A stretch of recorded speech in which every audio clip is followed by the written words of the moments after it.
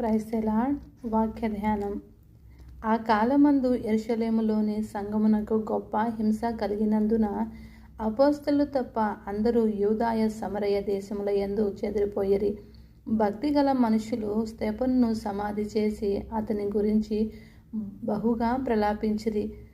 సౌలైతే ఇంటింట జొచ్చి పురుషులను స్త్రీలను ఈడ్చుకొని పోయి చెరసాల్లో వేయించి సంఘమును పాడు చేయుచుండెను. కాబట్టి చెదిరిపోయిన వారు సువార్త వాక్యమును ప్రకటించుచు సంచారము చేసిరి. అప్పుడు ఫిలిప్పు సమరయ పట్టణమునకు వెళ్ళి క్రీస్తును వారికి